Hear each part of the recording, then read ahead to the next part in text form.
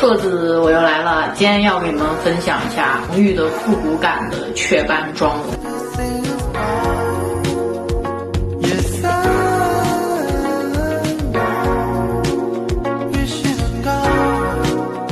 定妆要先从脸周围开始，然后用剩下的余粉去定面中，让面中的妆感就不会厚重。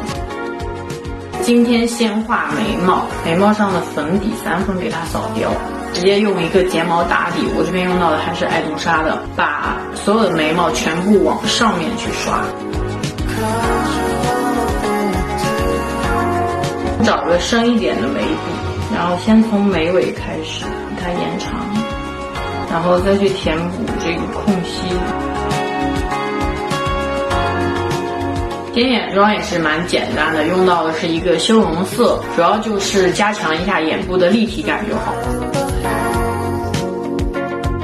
然后我们用3C 这盘里面的这个提亮色抹在双眼皮褶子上面一点，就是稍微有一点那个假眼窝的意思。今天的眼线呢是要画一个存在感蛮强的上扬的黑色的眼线，用到的眼线笔呢是小奥汀的这个。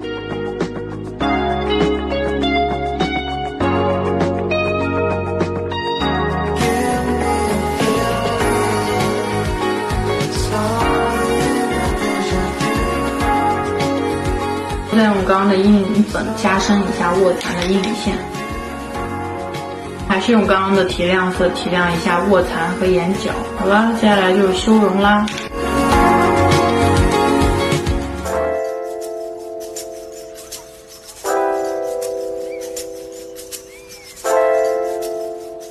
用这2个颜色先混合一下，少少的涂在脸上。腮红就是横着扫在卧蚕到鼻翼的这个区域，横着扫，然后下面给它晕染一下，界限不要那么明显，刷一下鼻梁、鼻头。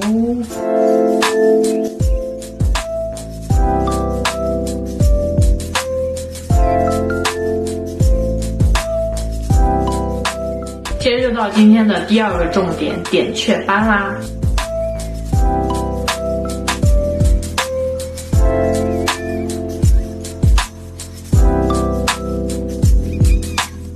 我用手指去拍一下，就让它的边缘稍微晕开一点。